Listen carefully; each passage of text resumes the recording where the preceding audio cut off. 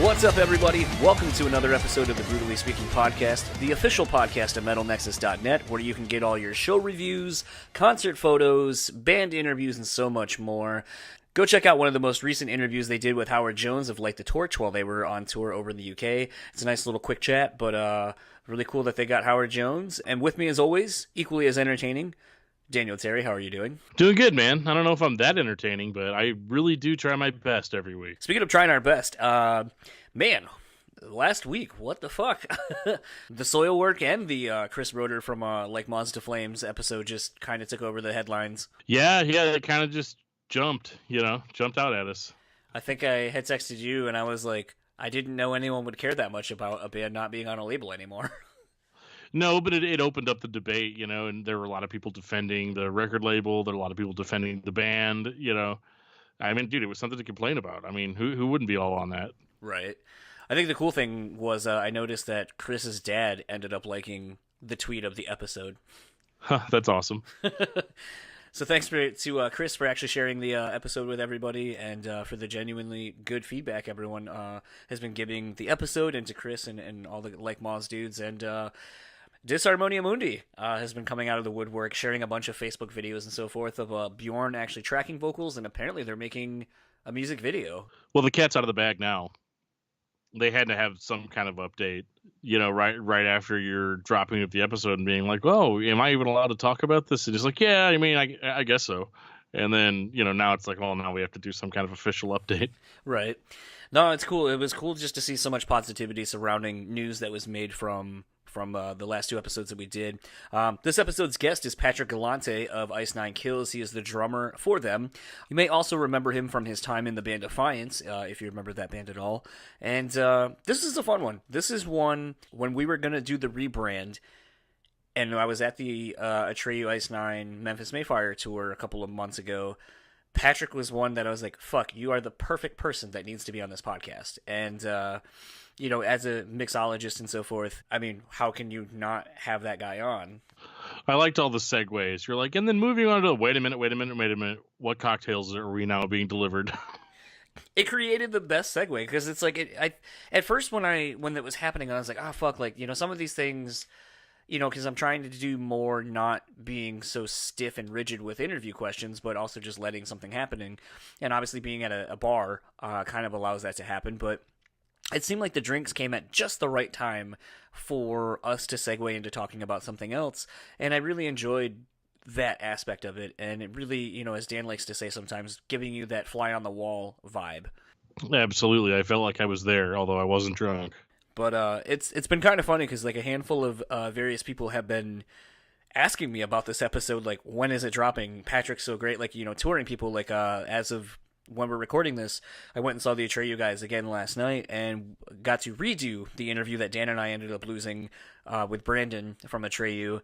And, in talking with Porter and his wife, Julia, who was at the show, it was funny. They're like, when's the Patrick episode drop? And I think there were probably 5 people who came up to me and were like, when's the Patrick episode dropping? Well, motherfuckers, You're going to hear it in a couple of seconds. It's great to see someone in the kind of metal hard rock community. I don't know, like, do you see that a whole lot anymore? I don't know that we do anymore, where it's like, you just have that one person in a band where everyone has like just nothing but nice things to say. It doesn't happen too often because everybody's a critic these days. I mean, look at us. No, but I think everybody's a critic, so it's easier to talk trash than it is to say something positive. But with this band, they kind of just have this cool factor to them with the lyrics. I mean, they, when your lyrical content is typically just movies, that's something that we all, collectively try to get behind. And it's stuff that we can all identify with, especially like heavy music fans typically like cult horror movies. And this band is basically just like porn in that regard. I guess my biggest question is Ice Nine becoming the new Gwar? You know what I think actually it is? And I think I've been echoing this sentiment quite a bit lately, is I think you're basically seeing with Ice Nine currently right now with the Silver Scream tour and album cycle, this feels like when Atreyu put out The Curse, like 15 years ago. When everybody's just like, oh my God, this band, and it almost gets annoying the amount of people that recommend this band to you, and you're like, no, I'm in on it, and I love them too. it's a different experience. It's not something that I've seen in a long time. No, it really isn't. Like to just see this band catching and it making.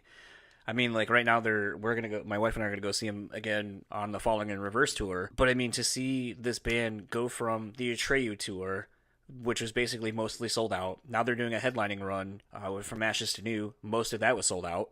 And then they're doing this Falling in Reverse tour, which most of that sold out. I think, like I said, it reminds me of when Killswitch put out The End of Heartache, when Atreyu put out The Curse. Like, there's certain albums, and I think for this generation, The Sober Scream is going to be that record for this generation where, 10 years from now, people are going to be like, I remember going to see this band, this tour, this whatever so many times, and the impact it had on the scene. And I think, in the day and age where so many people are like, oh, rock's dying or metal is dying, it's great to see a band like Ice Nine kind of doing something different and it actually reacting with people. Yeah, it's definitely different and it's fun. And it kind of reminds me of like when I felt like there was actually a community in metal.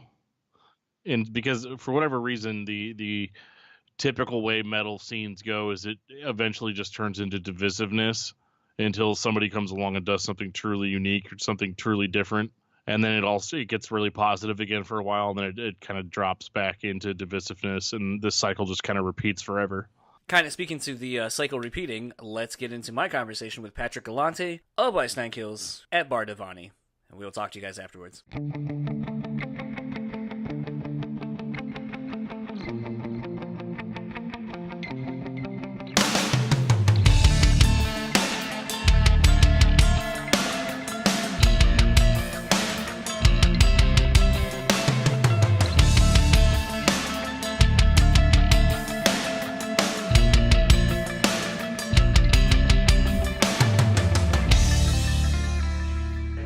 So, before we start going too far off the rails here, I have the pleasure of talking to Mr. Patrick, is it Galante? Galante. I'm sure back in the day in the 40s, I'm sure my grandfather and his family would have said Galante because Right. we were out of the New York City crime syndicate. So I think that when my grandmother got into the mix, she changed the pronunciation to Galante so that we wouldn't be associated with the Galantes anymore, but yes, Galante is the name. Awesome. Well, you are here in Grand Rapids, Michigan at the very thoughtfully... It's my home. It's basically my other home bar for craft cocktails here at Bar Divani as it is known. In which I've been welcomed in with open arms already. Yes. This is, if you are into craft cocktails or an adventurous drinker, this is where I would highly recommend everyone coming. If you follow us on Facebook or Instagram, you will see plenty of the cocktails made here on our socials. I couldn't think of a more fitting place for Patrick and I to do this, given the fact that Patrick actually works at a distillery in Buffalo, New York, at Lock House, and as such also is involved heavily in the making of the menu of the drinks that you will try if you ever go there, which I have been there. The drinks are adventurous and fun.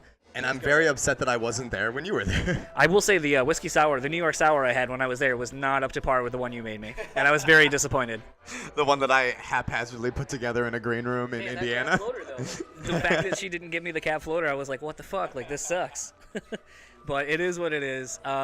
You guys are here on a sold-out show on the Ice Nine Kills tour. Yes, this is the third show in a row. It's the 3 first shows on this tour that are sold out, and I'm kind of in my head going, what the fuck is going on? All right, so I'm going to tell you this, and it's not to blow you up or anything like that, but legitimately seeing you guys on that Atreyu tour, seeing how long the merch line was, seeing the anticipation before you even struck one note, it reminded me of when Atreyu put out The Curse and the buzz around you guys.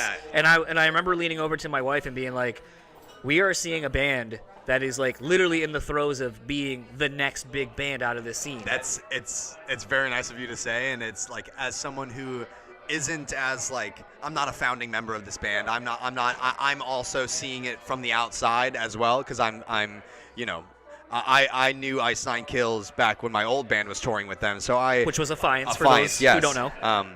So like I've done these tours with Ice Nine, and I bought an Ice Nine Kills CD in 2007 when Spencer was just at a show in Buffalo selling CDs outside of Extreme Wheels Skate Park. You know, like I've known about Ice Nine forever, and now to be part of it as it's starting to come into itself and as it's actually starting to, you know, get its legs and like.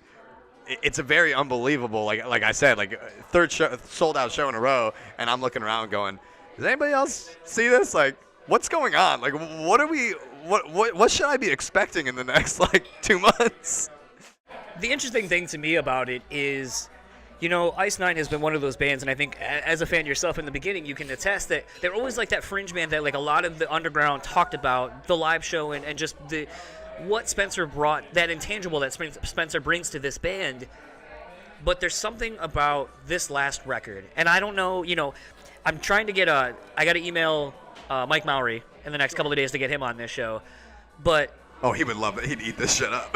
I'm sure he would. I don't know. We've been flirting around with trying to do it for a while. I think it'll be good. But regardless of all that, you know, obviously with his managemental podcast and him being so not heavy-handed, but just having a big hand in the rollout of this record, just everything promotional-wise that went into it, it's one of the few records I can think of that's had an impact that it's having and still continuing to have, while also seeing the business side of it from Mike's perspective of here's what we did and how we did it, and kind of just like full-on Wizard of Oz, the curtain's been drawn back and seeing it. Now, from your perspective of being a fan but also now being a part of it, what has that been like for you? Well, it definitely shows when when your entire team putting out a record believes in the product and has everybody fully invested in the release of especially a record that is a concept record, a record that involves so much cohesion and a lot of, there were so many cool ways to market this record. And I think every step has been in the right direction. And from release night, we were at a release party in LA with a bunch of fans that came out to listen to the record in a cool bar in LA, and we had done a screening of the movie a couple nights before that at the Michael Myers house, and just seeing how all of this like led up to the release, and then within like an hour of the record being released, being on charts already, and just being like, I wonder if this is just a fluke of like a first night kind of deal. Like everybody who was excited to buy this record, they all bought it on night one. And then seeing that after first week, it was 18,000 records sold. Like, no one does. Not anymore. No one does that, man. So like, no one does that anymore. There was something done between Spencer, between Mike, between our entire team working on this. That is something that a band and a team hasn't done in a very long time, I don't think. I think this surprised a lot of people in the industry.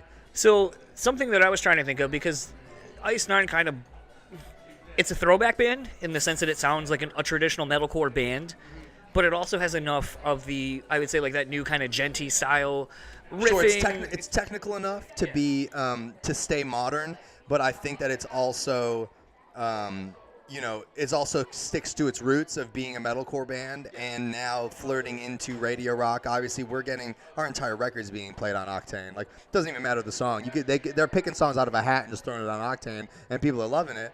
And I don't know if it's because it's their favorite movie or if it's because it's their favorite band.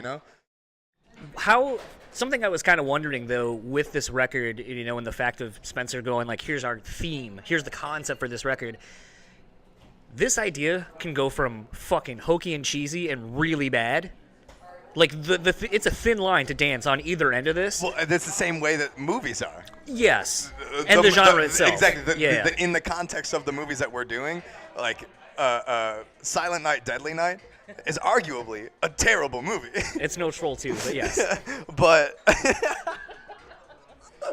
But arguably, like the Jaws is a fantastic movie, but that still flirts with being, a very campy, and we're taking that in the direction of our stage show and our, like. Hold on, just a second. Cut you off there. I was gonna say we are getting cocktails at Divani. So what do we have here? So right here, this is a Reposado tequila with jalapeno, Pimm's, pistachio. Aztec chocolate bitters, Angostura. chocolate and spice and tequila. Yeah, so I'm it's liking that. something kind of going for kind of like those mole type flavors with the nuts and the chocolate. Except there's not really a lot of chocolate in there, but it gets the job done. I tasted it; it's pretty good. So. Looks beautiful. All right, so now the all-important taste test.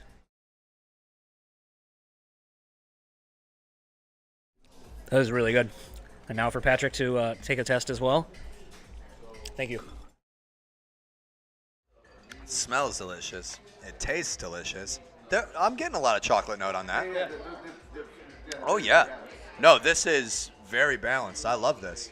It's not too spicy either. I'm not a big fan of spicy. When you said jalapeno, just the pepper of it. Wow. Yeah, that's absolutely delicious, my friend. So anyway, you were saying. Yes. Between our stage show and the marketing of the record and everything, I think that we are also flirting with the line of campy, funny versus serious and actually scary. I'm coming out and I'm setting up my kit every night. I have makeup on, and now we're all wearing white masks on stage to set up our gear. Everybody knows it's us. Like it's just to the point of like now it's just funny that we're all going to be wearing masks. Like Joe, our new bassist Joe, he has half a mask and his face paint is still all white. Like you can tell that his face is painted. He's only wearing half a mask, but it's funny. It's campy. And then we come out for the actual show and I'm wearing this disgusting, horrifying pig mask from Saw. Yeah, and it gets super serious because when I take that off, I'm just covered in blood. I'm like all this makeup done, and we're on that line of like during the Jaws song, our merch guy comes out in a full-on inflatable shark costume. Like, and at any point in time, Spencer could be holding a very realistic-looking axe. Like we're becoming more of a theatrical stage show than just your average metalcore concert. So something with that, with this album being a concept and rooted in a lot of visuals that are very obviously based, do you worry once this album cycle's done that, I mean, granted, that vibe never leaves the band. It's always been a part of the band.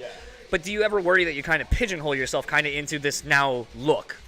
We will get to that question after this next cocktail. Patrick has his cocktail, What which do we is... have here?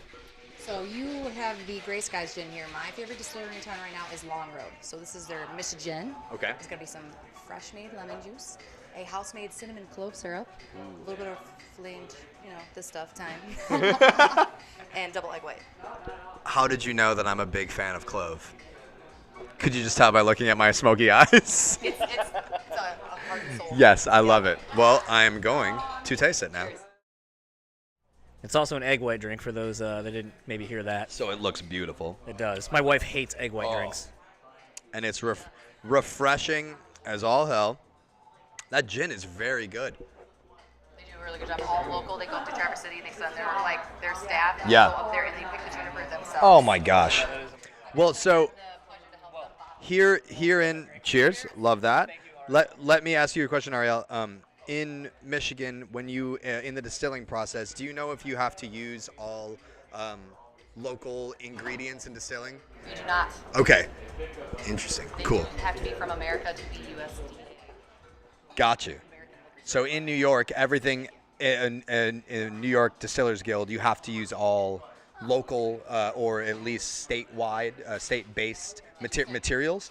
So like all of our corn and grape and grain all comes from the Niagara Wine Trail, and everything else we source all from Western New York. So it's kind of a very like prideful thing when you make liquor in New York, where you're like, well, we have to do it a certain way because we have to do it legally. We have to do everything in house, basically. Cool. Yes. Well, cheers. Thank you very much, Ariel. Anyway. Pigeonholing. Yes. I think that, like you said, the horror aspect of Ice Nine Kills definitely has been there for a long time. And I think with this whole, with the movie and the music videos and the record and all the imagery, I don't think that pigeonholing us into that would be necessarily a bad thing. I think that... Do you feel like it's an untapped market and that's why it's reacting? Yeah, and I think that because, thinking more in a movie, like like, what would be cooler than a sequel? Right. You know, like the Silver Scream Part 2 would, because there's endless amounts of movies that we could be writing songs about. And Spencer had a list of 100 movies to start with, you know, like, and it got narrowed down to, 13 because it's a spooky number. Because 666 was too long of a record, I guess. Put out 3 6 song EPs. Yeah, exactly. But yeah, I think that like coming up next, like if there was a sequel to the record, or if there was, an EP where all songs were based off of one movie, or if we took one character and did, a concept record about one character or something like that. Like, I think that pigeonholing yourself, we could make that hole big enough to where it's not going to be the same product every time, but we could still follow that horror theme and the imagery and still make it different every time. Right. Where, because you're on a headlining run, and at first, like, not to take anything away from what the band has done over their career, but some would say you guys are still a young enough band that being a headlining band under yourself is still kind of a big deal. Maybe too early, given the fact that you were the second of 4 on that Atreyu run. Yeah, and I mean, like, Ice Nine has done headlining runs before. I mean, Affiance was 2 of 4 on an Ice Nine Kills tour 4 years ago. They've done plenty of headliners because they've been a band. Spencer's started this band a very long time ago, like 2000, coming up on 12 or 13 years, and yeah, exactly. They've done it before, and I think that coming off of Warped Tour, I think the Warped Tour experience being as cool and as big as that was, leading up to the album releasing the album, and then doing that Atreyu run with the music videos, with the movie, everything into it. I think that the past 8 months have really taken this band to a level that they've never seen before. And, I don't think that we were expecting this co-headliner. We are alternating with From Ashes to New every night, but we're playing the same length set, and we're both treating it like, headlining spots. So we're being very equal about it. But even so, this whole lineup on this tour being mostly all Octane radio bands. We have Afterlife, Palisades, From Ashes to New, us, and then Ricky from Ice Nine's other band, Hawk, who previously was known as This of the Apocalypse. Oh, okay. It's Jack and Ricky from Toda in this new band called Hawk. They're the opener. And, it's a lot of, like, Octane bands, a lot of bands that are getting pushed on the radio, a lot of bands that have this hype about it. And, I don't think any of us expected to just play 3 sold-out shows in a row. And I don't think any of us expected it to, to be, like I said before, I'm just, like, looking at it, just going, like, what the heck, man? I don't think we were expecting this. And, like, we've already got stuff planned for the rest of the year that's, like, holy shit, man. Like, is this happening? Like, right. Is this happening? You spoke to your time previously in Affiance, and I think a lot of people will know that band as well for, hope not so. Not to marginalize it, but it's like, sure. You guys were touring quite a bit, and you made a name for yourself, Yeah. and then it just kind of went away. Yeah. As bands do now. Yeah, when you're at a certain level for long enough, and you're not, when you've plateaued as a band for long enough, you kind of have to make that hard decision of, I don't think that this is profitable for the band members anymore. It's not profitable for the band anymore. And as much as, like, dude, Affiance's 3rd full length is still one of my favorite records that I've ever been a part of. Like, that band ripped. Like, honestly, an amazing metal band that I was super happy to be a part of. But it just gets to the point. Sometimes you just got to know when to turn the page and when to start new and go to that next point, I'm going to say this, and it's now only because of my time spent in Buffalo to be in your city, to basically get your local culture there, and to actually run into some of your friends. Yeah. Which was very weird. And they were talking about you, and I was like, who are they talking? Oh my God, they just met John. Well, it's okay. So it's funny because, like, I know it's either a love or hate thing about me, and I understand this, being almost in my mid-30s now. I know that I can come across very strong. Sure. Passionate, as a couple of my friends have said it. And it's either something that you like about me, or it's something that you're like, God damn, dude, like, bring it down a little. You're a little much for me right now, man. Yeah. I'm just trying to drink my PBR. Yeah. So it was one of those things that, and it's been noted on the podcast that we did not get to see the Christmas show. Right. Because my wife decided to wear the wrong pair of shoes that hurt her feet and then leave, and we couldn't get back in. But I had a pretty interesting experience the next day, actually going to the Pink, which I went every single day that I was there. Which I think I've picked up a couple shifts. I've been bartending. I have been seeing that. I don't know how you make those sandwiches in the complete dark. But regardless, when they ask you how you want it done, I'm like, how can you even tell? You can't see. But regardless, they've got this weird clock in their heads, man. Seriously. As a fast food person, I definitely know that. Somebody asked for well done, and Pat Hoover in his head just goes, all right, set timer for 25 minutes. Yeah. That's about how long it took me to get me, too. But no, being ensconced in your local culture down there, it's interesting because it's like, I ended up going the day after the Christmas show, and Mitch was there from Every Time I Die. Yeah. And didn't punish him, nothing like that, didn't punish anybody there. But what was interesting is, and I think I got that vibe very much around the whole area, is it's very much, you might have someone who has some notoriety in whatever it is that they do, but everyone just appreciates that person for what they do. And it seems like a breeding ground, a very blue-collar breeding ground for what everyone just is like, that dude busted his ass to be good in this one field, whether it be being in a band, being a bartender, being whatever it happens to be. And I kind of wanted to know, like, did that environment really facilitate your creative environment, your creative interests? I think that it's being raised the way that I was raised by the parents I was raised by in the city of Buffalo. Definitely, it is something where, I grew up in the theater with my parents. They're very theater-centered, theater goers, theater people. They traveled the country touring for dinner theater before my sister was born.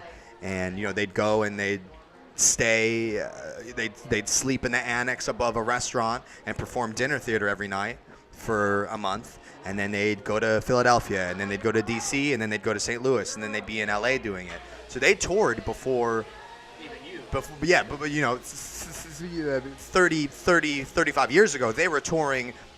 My mother is an award-winning singer in Buffalo. My dad's written musicals that have been performed locally. Now, I grew up in this very musical family, a very well-known musical family that, in the same aspect, is just living their normal lives, and it's just a very humbling.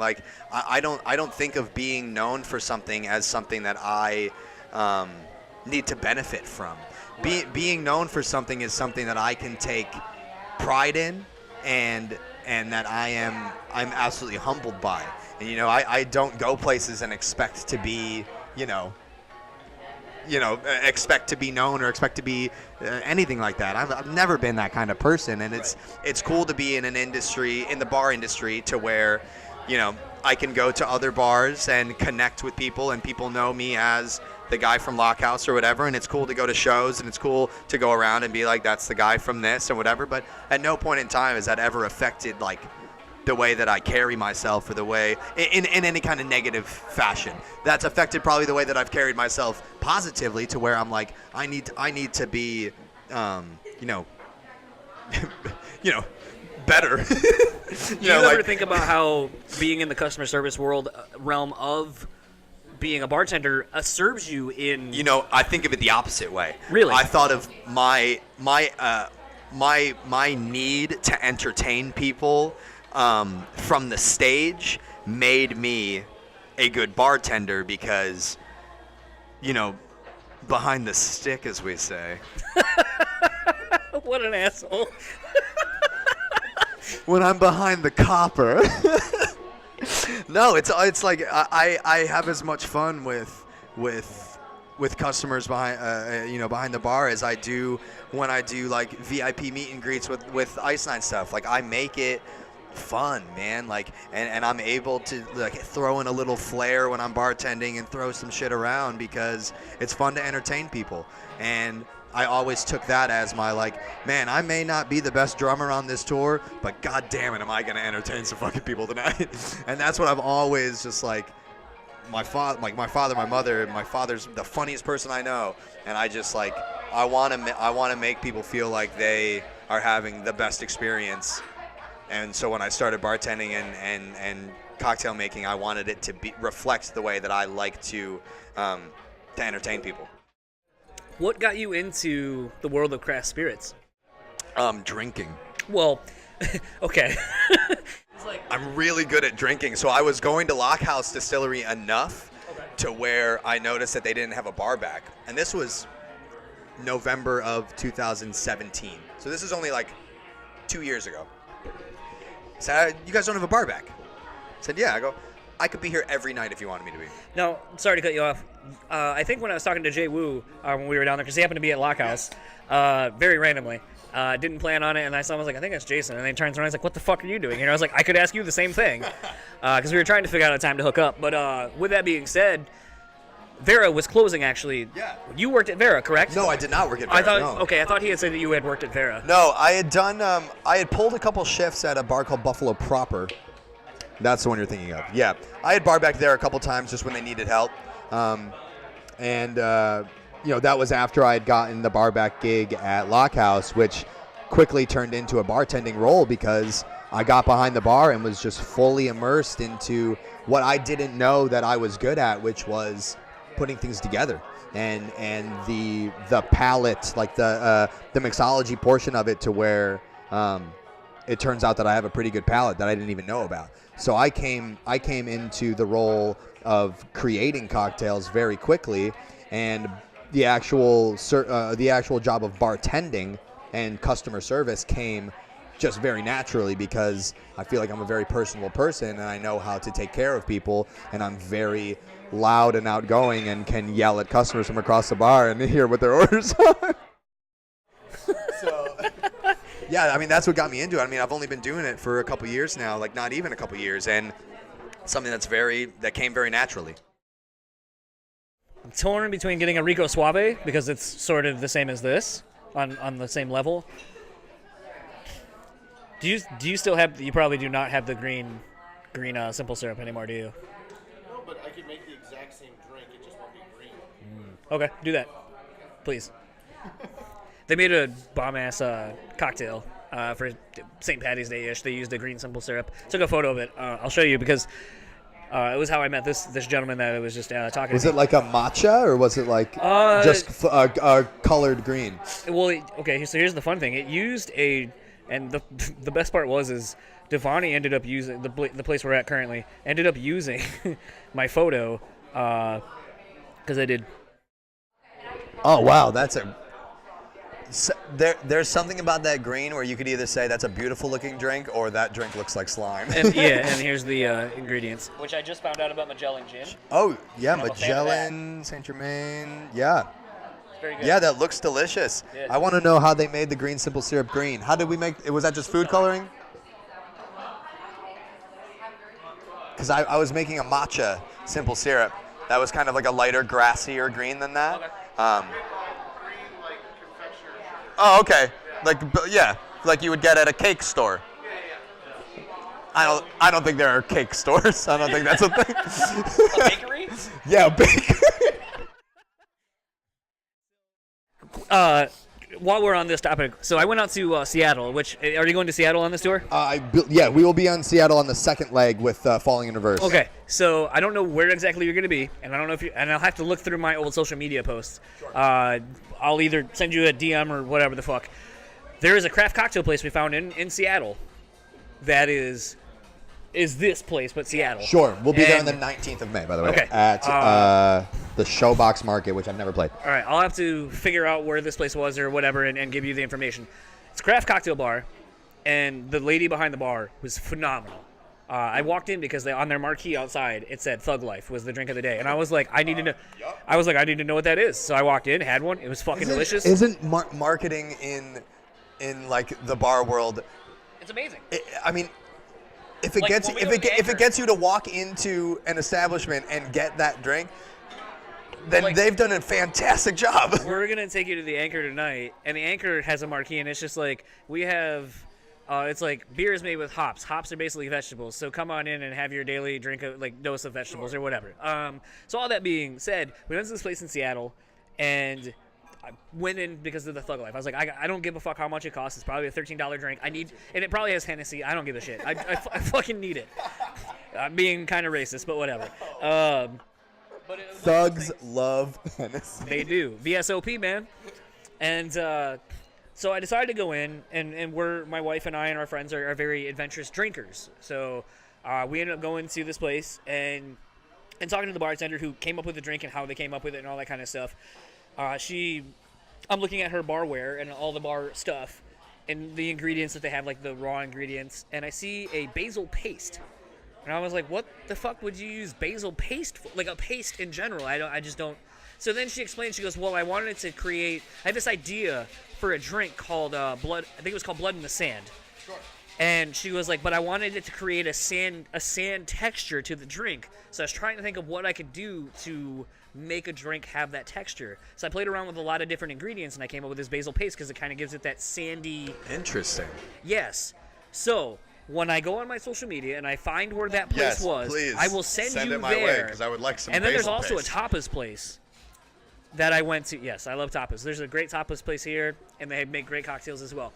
Regardless of that, though, it's not very far from the place I went to, and it's next to a phenomenal record store called Sonic Boom. I always recommend people go there and check it out.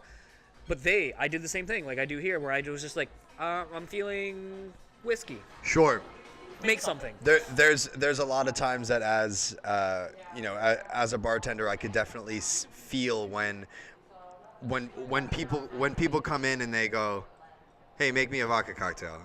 I'm gonna be like, okay, I need to know more about you and your taste in order to do this. Where if somebody comes in with that kind of attitude, that's like fun and like adventurous and like, oh my god, I really love whiskey. Like, what do you think what do you think you can make me with whiskey? Even the tone of the voice of what do you think you can make me with whiskey? And hey, make me a vodka cocktail. Go fuck yourself. First of all.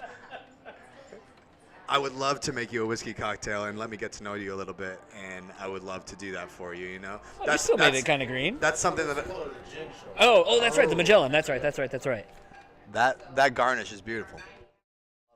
I've already had this, but I'll defer it to Patrick for his. That's Saint Germain, man. Yeah, a little bit. I did, It's funny when the last time No, it's good. when he. rose water. It's very good. Hold on, start over.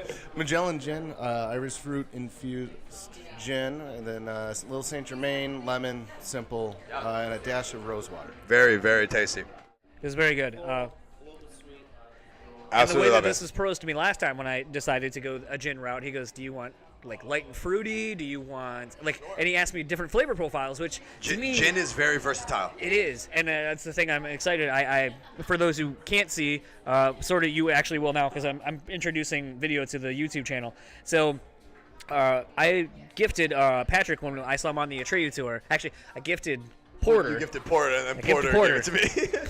I gifted Porter, and I'm going to do the same thing when they're here shortly. Julia sends her regards, by the way. Oh my goodness. Julia, I'm what going to send a sweetheart. photo. We're going to take a photo, and I'm going to send it to all of them. But regardless, I brought Michigan-based liquors and beers to the Atreyu tour because I feel like when you have friends on the tour, that's what you do. Yeah. Because, I mean, let's be Yeah, real. very appreciative. We're not paying to get in, and we get a decent hookup. So it's like, let me give you a little bit of, like, my local flavor. Sure. So last time it was a cherry whiskey, a Grand Traverse cherry whiskey made with Traverse City cherries, which is very pronounced in that.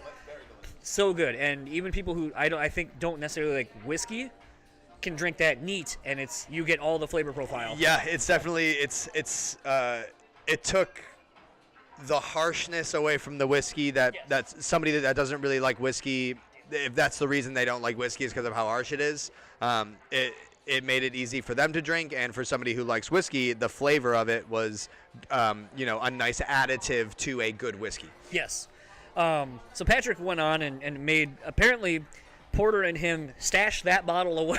Yes. For it looked like from the videos I saw a decent week and a half. Yeah. Which for a fifth is on a big tour. Yeah, is we pretty impressive. were taking our time doing our own special things with that. I think what was great is Matty Mullins, who was like, I'm vocally warming up for the show, blah, blah, and then, like, he took a pull off and he was like, goddamn, or he didn't say goddamn.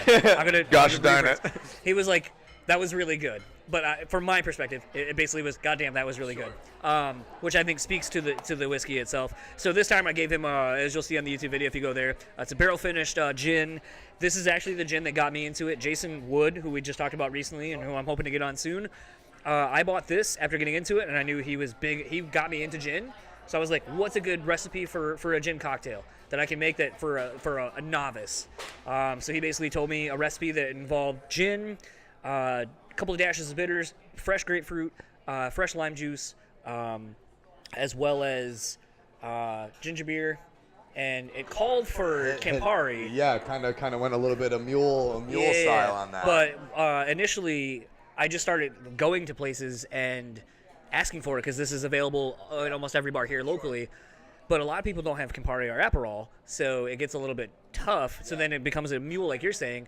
And then there was a bar that a friend of mine worked at the time, and she was like, "That's so good, that's so good." When the Gray Skies first came out, and she goes, "What do you call that? Because we'll put it on our menu." And I was like, well, considering it came from a guy in the Nickel City, let's call it the Nickel City Bounce, which is an ode to my hat, Shay Hawk. I absolutely love that. Shay Hawk, dude. I remember that dude back. We went and got Back wings. in We the went and day, got wings man. at Gibraltar's. Is that Gabriel's? Gabriel's. Went to Gabriel's Gate. And Best got wings in the city.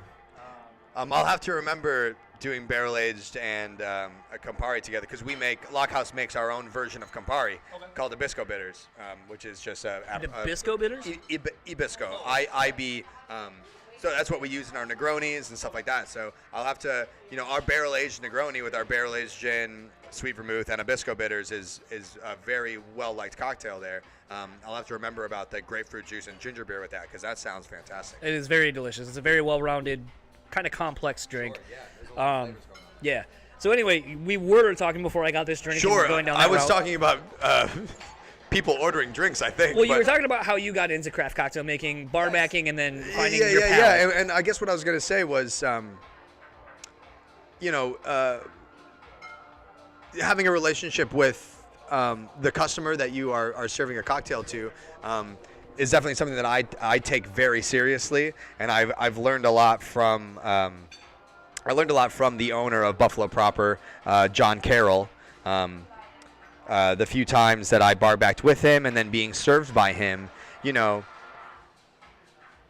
you're not going to order a cocktail from the cocktail list and you're just going to sit around and kind of bullshit with your bartender a little bit, find out, the bartender's going to find out what you like and how they're going to make your experience the best possible by making you the best thing out of their brain, that kind of bartender's choice thing, But saying, make me a vodka cocktail, I could make you a very, very shitty vodka cocktail that you're not going to like because I know nothing else about your palate. And I watched John one time deal with an inebriated guy who was just going, I like whiskey. Give me something with whiskey in it. And John was like, hey, man, that's not really how I work, man. I want to, I kind of want to know what you like in your, like, if you want a Manhattan, if you want an old-fashioned, if you want a spritz, if you want a this, blah, blah, blah, blah. And the guy was just like, well, I don't fucking care. And John was like, okay, well, if you don't fucking care, then I don't fucking care. Because if that's the way that you're going to, if that's the interaction that we're going to have, sure. So he just goes, okay, whiskey. So John climbed up to the very top fucking shelf, and he came down with a $27, $30 pour of whiskey and poured this guy 2 ounces and said, here's your whiskey cocktail, my friend, and put a very, very expensive whiskey in front of him. And this guy drank it, paid on his card, and walked out of there. And I was just like, that guy probably just had some of the best whiskey that he is ever going to have, and he didn't even fucking care. My parents, this is a fun story, and I don't think I've gotten to tell it ever on here. So my parents aren't big whiskey drinkers at all, but for whatever reason, they love collecting I don't know if they're rare, but they're very vintage Jack Daniel's bottles, decanter bottles and stuff, like Riverboat Captain and stuff like that. Like when I inherited, the only one I've gotten out of like the 10 I think they have, if I would have sold it just straight up on eBay, I could have gotten at least $1,100 for a full bottle. Yeah. So we're kind of, and it's like it's aged 75 years in the barrel, and then when I got it on my 25th birthday. So A couple years ago. almost 10 years ago now. The alcohol, it preserves me. Yeah. But Gives you regardless- that baby face you got. Someone said it to my wife and I. We're like, you mean our fat faces? Because we drink? Okay, whatever. But, so basically I'm drinking, which granted I know, and a lot of people I don't think know this, but like once something's barreled, like once it's bottled, that's it. It doesn't age anymore. Right. So I had technically 100-year-old whiskey, but once it was bottled at 75 years. So it's not a centennial whiskey at that technically, but it is. So I made that thing last about a year from when I opened it to when I finished it. And it was a bottle of Jack Daniels. It was a Riverboat Captain Jack Daniels. It was so good. Yeah. And like people would want to like shoot it. And I'm like, no. Like I would only bust it on like special occasions, like people who I know really had a good palate for whiskey. Yeah, please enjoy this. And I go, I'm gonna pour you like a nice. I'm gonna pour it neat. I'm not putting it over on the rocks because that's a disservice. Couple fingers. Yeah, usually about 30 because I have a heavy hand or heavy fingers. Whatever. I got a big hand. Yeah. Bill Brasky was here. But I would be like, this drink is going to last a minimum of 30 minutes. You're not going to shoot it. Sure. You're going to sip it. That's what it deserves. And while my parents were a little bummed that I drank something that they had held on to for a quarter century. And not sold it for $1,100. They didn't care about that either. But I'm the only one in my family that likes whiskey or bourbons or anything. I'm the only one that really drinks the way that I do. So, but it's one of those things that like, and the thing that I like about doing this podcast with people who do like drinking and have experience either in the realm of being a bartender or even just traveling the world because of the band that they're in, but also getting to experience visiting places is it doesn't matter if it's a spirit, if it's a coffee, if it's a tea, like, a really expensive, really nice, like, loose leaf tea that you can go to fancy coffee shops and get. Basically, the whole crux of it is a shared sit-down experience with the person that you're with and have a conversation. Yeah. And to me, that's what I really dig about drinking in a social atmosphere. Sure. And especially, like, in a place like we're tonight, my wife and I met Ariel. We met, everyone here. And we have become, like, granted, she sits, across the coppa, the coppa, and all that kind of stuff. But it's like we have become friends because of a shared love from her aspect of all the time she has spent creating craft cocktails, literally, and friendships over whatever. It's when regulars become more than regulars. Yes. And relating it back to music, when like a fan becomes more than a fan, when people have been coming out to shows enough times, when they've seen your band enough times to where, there's plenty of Affiance fans that turned into friends of mine that even if I'm in their city, not anything music related, I'll hit up and just be like, hey man, you want to meet me out for a drink or something like that? Like people that have seen, been with me in my musical career since the very beginning that, when you know somebody for more than 10 years, there's no way to consider that person like a fan anymore.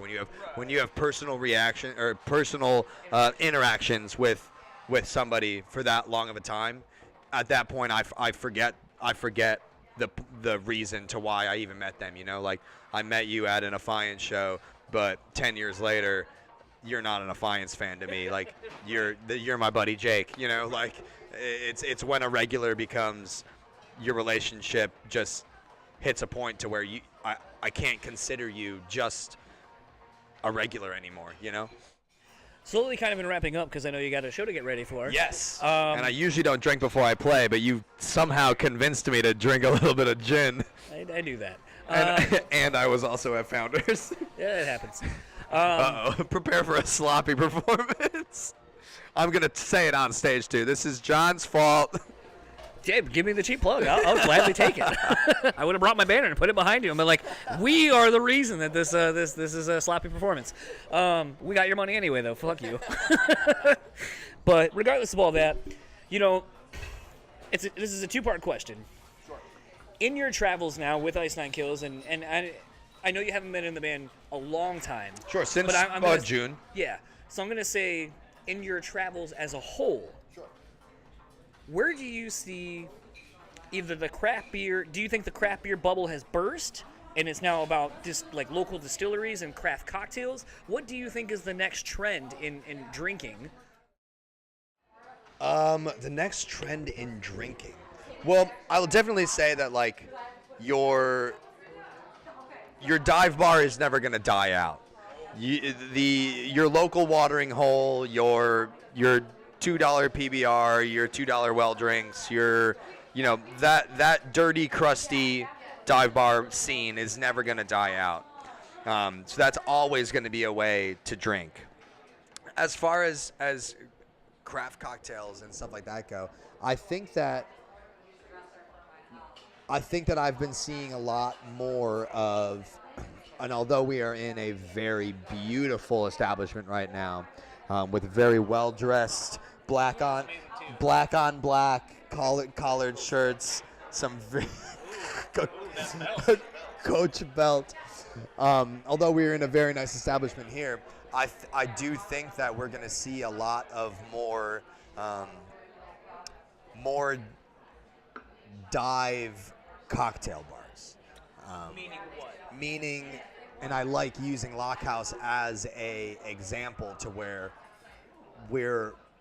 I definitely think, to cut you off, I definitely think Lockhouse has a DIY vibe. Exactly, we're a punk rock cocktail bar, man. Like I throw my Scene Kid emo playlist on when I go in, or I throw metal on, and you come in, and I'm not wearing an apron.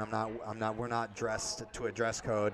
I'm in there wearing an As Laid Dying t-shirt and backwards hat and black nail polish on. But I'm gonna make you one of the best fucking cocktails you've ever had. Right. Our menus are just paper menus that come out, and we're a very a very DIY, very punk rock. Like, we don't take ourselves too seriously. The ego's not there. And I think I've been seeing a lot on Instagram. I follow a lot of like mixology and bartender and cocktail accounts and hashtags, and I've been seeing just a lot more of just like your kind of like everyday looking, trendy of the times person that you would expect to be on this side of the bar drinking, on the other side of the bar creating awesome things.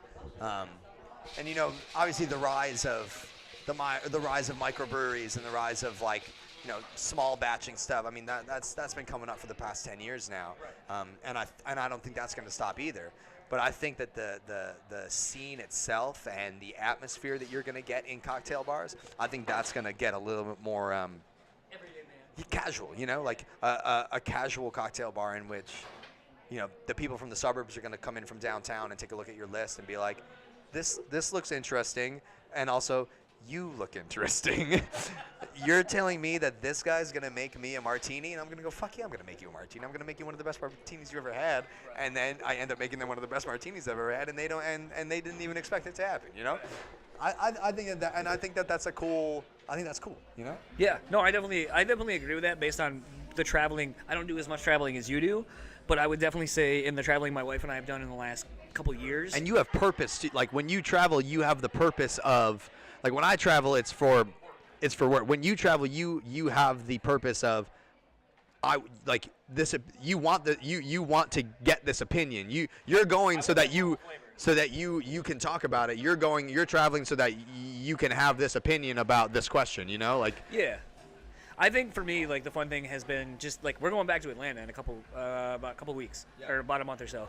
So are we. Yeah, John. whatever. One of my favorite bars is the Elmar, and I can't wait to go there I think we might be floating around for a 36-hour trip. We're going to hit strip clubs, Elmar, a Braves game, and a bunch of other shit. And is this in April? I think so. Beginning or end of April? I don't remember. Okay, we're in Atlanta on April 28th, so keep that in mind. Yeah. But, like, my thing has been, and I think it's very much indicative of what we kind of, the whole conversation we've had, where it's like just being adventurous and stepping outside of your comfort zone a little bit and trusting other people. I love going to somewhere. As soon as we went to Atlanta, we went to a pizza place we found, and we just asked our server, where do you go? Yeah. Like, we do that everywhere we go, where it's like, where do you go? Because you know what? I don't want the touristy spot. I want that fucking local flavor. I want that recommendation from the guy that looks like he's going to be there when he gets off of work. Exactly. And to me, my wife and I have been together almost 9 years now, total. And we've been traveling, I would say, around the U.S. the last 4 or 5. And doing that as soon as we get somewhere has led to the most fun trips we've ever been on. Because we get to experience the everyday aspect of every town we go to. You feel like, and in the words of Every Time I Die, you know, which, I mean, how can I not? Come on. Everywhere you go, you're the local boys and you're back in town. Like, when you get that experience from someone, not just a local, but from someone that you can tell has, you know, has the best recommendation for you, you're going to go to that spot and you're going to already feel like you're at your home bar. Like I have those select bars across the country, as like you said, that, you know, when I go to Portland, I go to Binks. I love Binks. I think I've been there, actually. Pool table, cool little bar, you know, great beer list, and it's this nice little hole in the wall joint that I love. You know, there are certain bars in every city that I'm like, well, we got to go there, man. Like, that's where I go every time I'm here. Right. Because I was told to go there. Right. And then lastly, what does 2019 hold for Ice Nine Kills?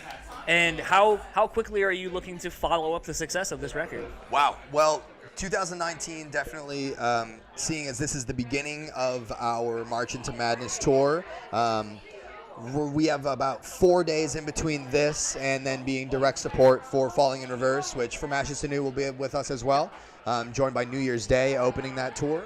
And then we have most of the summer off, seeing as last summer we did all of Warped Tour. So this summer we play a couple festivals in Wisconsin, Rock USA and Rock Fest. there? Yeah, no way. Spilling the beans, the website that we are a part of, Yes. put in for me to get approved for that, which they have been approved the last couple of times. So, John, that's fantastic. Congratulations. I'm going to shake your hand. We'll see you there, and, All right. hopefully we'll see you in Detroit. Yes. Awesome. Well, yeah, so we'll be doing that in the summer, and then come fall, I mean, fall time sounds pretty spooky to me. I feel like that would be a good time to do another, you know, something to do with the record. Something we haven't done like a full album release tour yet. We did Playing it in its entirety, or no, just doing you know, like a Silver Scream tour. You know, we did a couple album release shows like right when it came out, a couple parties and like in Massachusetts and stuff. So I have a feeling that come the fall we'll be doing some sort of, you know, big Silver Scream based thing. And there's definitely talks of getting out of the country by the end of the year, maybe doing some stuff overseas. So, you know, the year is looking to be, next year it sounds like. yeah, looking to be very busy, and hopefully from the looks of the past 3 shows with us headlining, A lot of meat on the bone. I mean, I'm very excited, and I'm very humbled, and I'm very thankful to have the opportunity to be brought into this band at the time that I was brought in, because I feel like I definitely added my own persona and my own flair to this band, and I think that it's something that people have noticed, and I'm happy to be a part of it and happy to see like where it's going to take us. And you know, it's just, man, hard work does not, it really does pay off, man. It really does. I don't care what they say. And lastly, where can people find you and or the band online? Oh, okay, yeah. So ice9kills.com is the Ice Nine Kills website.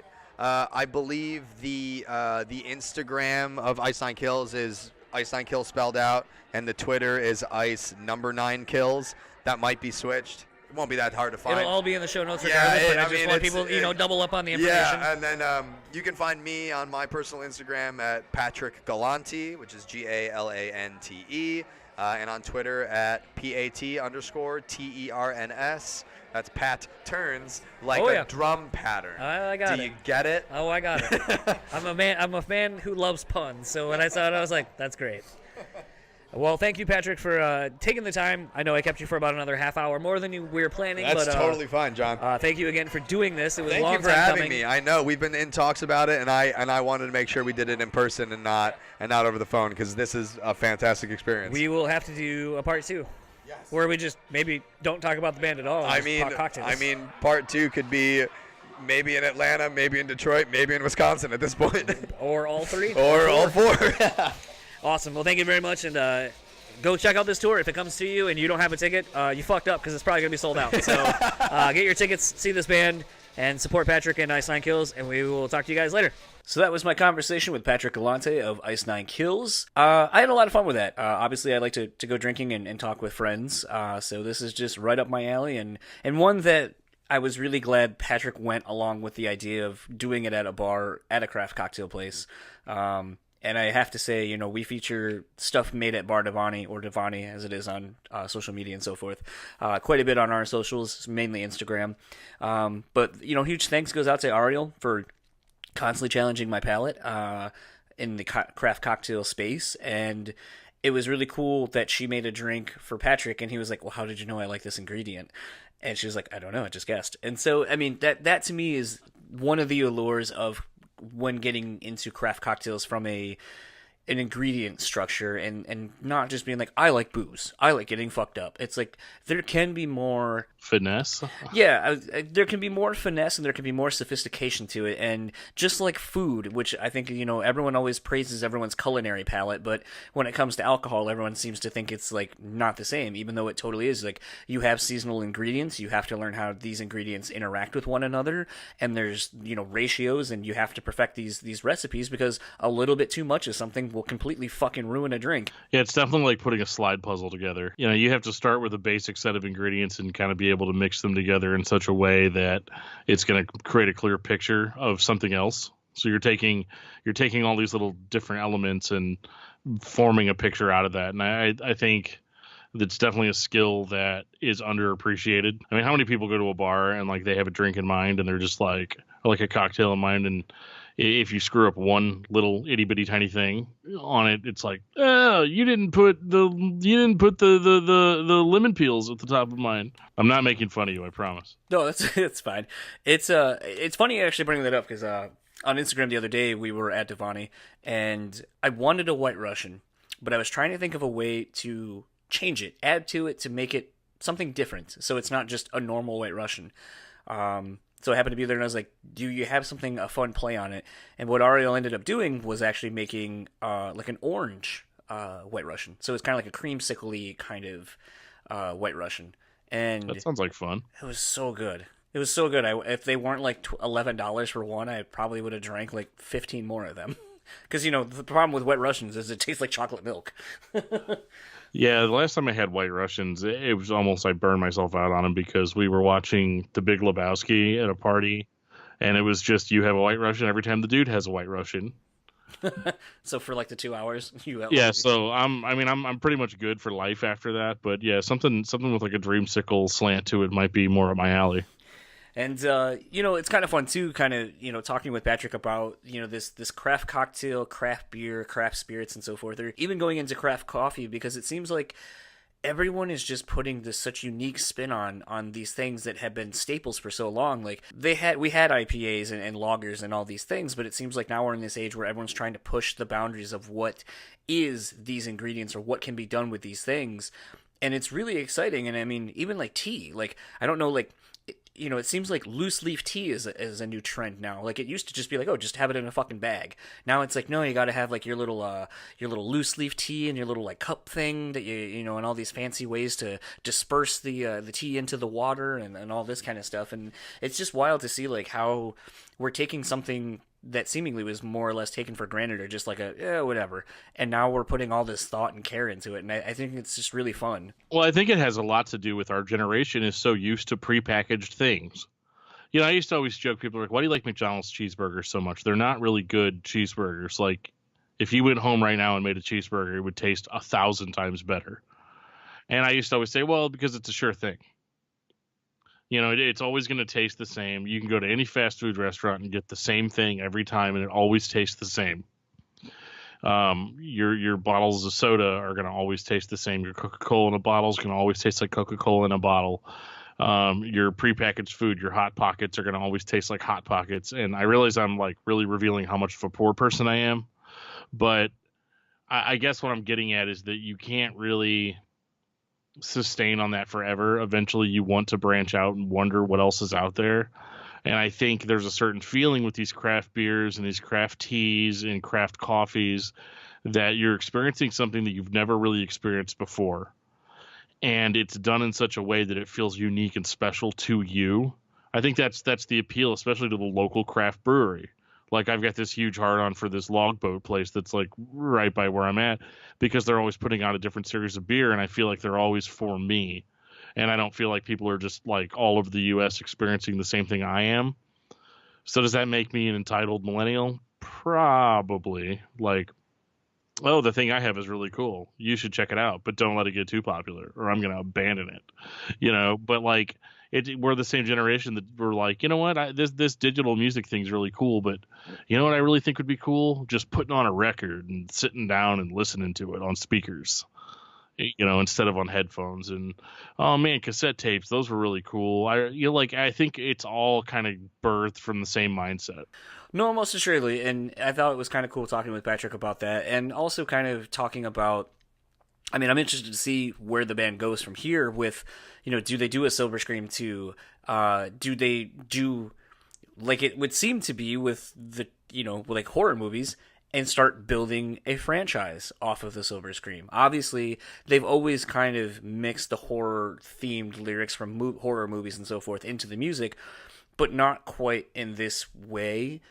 And so now it just makes me wonder, it's like, okay, like from here on out, are we just going to get like a Silver Scream 1, 2, 3, 4, whatever, and just kind of keep going? Because there's, hundreds of horror movies that he could choose from. And so, I'm just kind of interested to see where this goes. Well, I think it just depends on how natural that process would be for the band. I guess what I mean by that is that if Silver Scream 2 has always been in the books and there's more you want to do with it, you want to make a sequel, great. Like, that's fantastic. We're all going to like that because it's all part of the original vision.